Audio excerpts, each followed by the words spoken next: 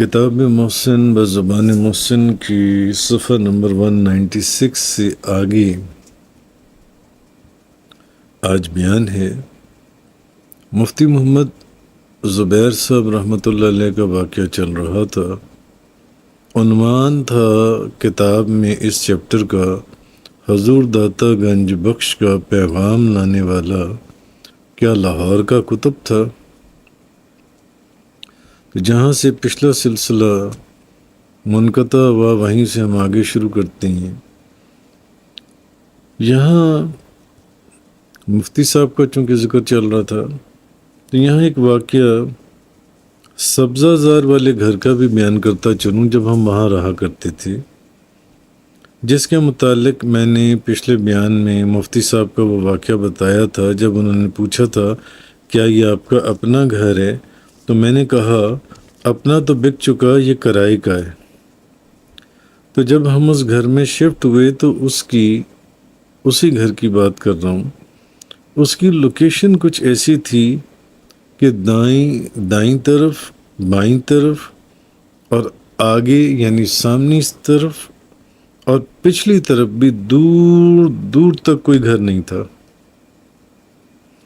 چاروں طرف صرف پلاٹ ہی پلاٹ دکھائی دیتے تھے، یعنی دائیں طرف بھی 8-10 پلاٹ خالی تھے، بائیں طرف بھی پلاٹ خالی تھے، سامنے بھی بے شمار پلاٹ خالی تھے، بہت بڑا میدان تھا، اور بیک سائڈ پر بھی بہت بڑا میدان تھا،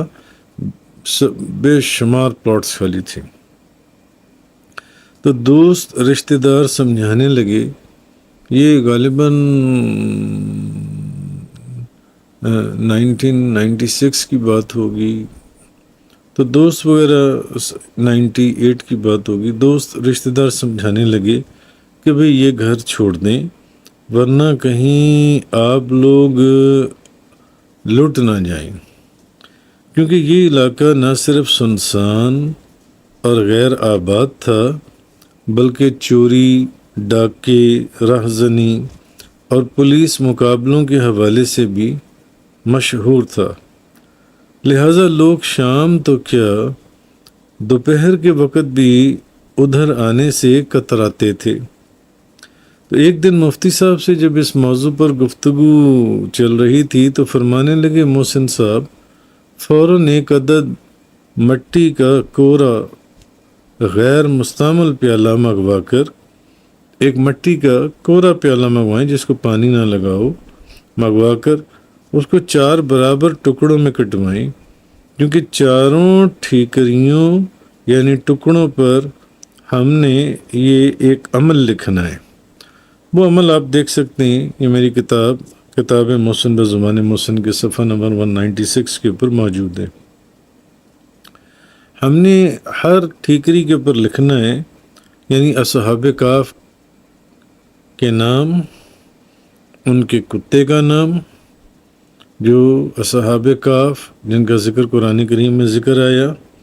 مقسلمینہ، یملیخہ، مرتونس، بیبونس، ساری، نونس، کشویت، نونس، ذو نوانس، کتمیر، انہم یکیدون کیدا و اکید کیدا فمحل الکافرین امہلہم رویدا۔ پھر جب ہم لکھ دیں گے تو ان ٹھیکریوں کو اچھی طرح پلاسٹک شاپ پر چڑھا کر گھر کے چاروں کونوں میں کنکریٹ یعنی سیمنٹ بجری ڈال کر زمین میں 1.5-2 فٹ گہرائی میں دبا دیں۔ خیر ہم نے ان ٹھیکریوں کو اس بنگلے کے چاروں کونوں میں دبا دیا۔ اس کے بعد ہم وہاں 4 سالہ قیام کے دوران 4 سال ہم رہے، اور ان 4 سالہ قیام کے دوران ہماری آنکھوں نے ایک عجیب و غریب منظر دیکھا۔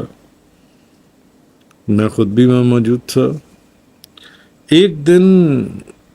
ہمیں معلوم ہوا کہ ہمارے گھر کے بالکل سامنے دور ایک گھر میں ڈاکہ پڑ گیا، یعنی بالکل سامنے،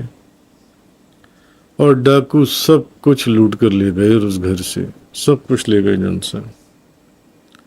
اچھا پھر کچھ ہی عرصہ گزرا تھا کہ گھر کی بائیں جانب ادھر بھی بے شمار پلاٹس تھے اور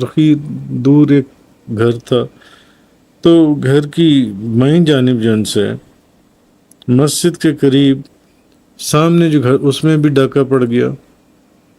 اچھا، پھر ایک دن خبر ملی کہ ہمارے گھر کے بالکل پیچھے کچھ دور چند پلاٹ چھوڑ کر ڈاکو سب کچھ لوٹ لاٹ کر لے گئے، کیونکہ میں نے آپ کو بتایا وہ اس وقت بہت سنسان وہ بلاک تھا اور وہاں پہ کوئی گھر وغیرہ تھے ہی نہیں جن سے. حتیٰ کہ ایک دن ہمیں پتہ چلا کہ دائیں جانب سڑک پار سامنے سڑک تھی، تو سامنے مین روڈ کے اوپر حاضر سروس ڈی ایس پی کا گھر بھی وہ بھی ڈاکوؤں سے محفوظ نہ رہا، اور ڈاکو وہاں پر بھی کام دکھا کر جا چکے تھے. لیکن ہمارا بنگلہ چاروں طرف سے تنہا ہونے کے باوجود محفوظ رہا. تو سوچتا ہوں کہ کیا یہ مفتی صاحب والے عمل کی برکت تھی، یا پھر شاید آیت الکرسی 7 مرتبہ پڑھنے والے عمل کی حفاظت تھی، جو کم و بیش بلا نگاہ اس گھر میں پڑھا جاتا تھا، جو کم و بیش روزانہ بلا نگاہ اس گھر میں پڑھا جاتا تھا. اب جو مفتی صاحب نے وہ ٹھیکریاں دبوائی تھیں، یہ اس کی وجہ سے وہ جو عمل، اور یا پھر یہ آیت الکرسی والے عمل جو اسی کتاب کے صفحہ نمبر 197 کے اوپر یہ عمل لکھا ہوا ہے، کتاب محسن بزبان محسن کے، یہ اس کی برکت تھی جون سی ہے. تو یا پھر یقیناً یہاں بھی حضور غوث اعظم شیخ عبد القادر جیلانی رضی اللہ تعالی عنہ کا تصرف تھا کہ جنہوں نے اسی گھر میں 17 اگست سن 2000 کو بندہ ناچیز راکم کو یہ بشارت عطا فرمائی تھی. آپ نے مجھے فرمایا تھا، مجھے آپ خواب میں ملے تو آپ نے فرمایا جن کے سنبھالنے والے ہم ہوں انہیں گھبرانے کی ضرورت کیا. اب یہ مفتی صاحب والا وہ عمل تھا، وہ جو ٹھیکریاں دبائی گئی تھیں، اصحاب کاف والا، یا آیت الکرسی کا وہ عمل جو اسی کتاب کے پیج نمبر 197 کے اوپر لکھا گیا ہے، جس میں 7 مرتبہ آیت الکرسی پڑھی جاتی ہے ہر سمت کے اوپر. اور یا پھر حضور غوث اعظم کی وہ نگاہ فیض تھی جو آپ سرکار نے بندہ ناچیز کو عطا فرمائی. جزاک اللہ.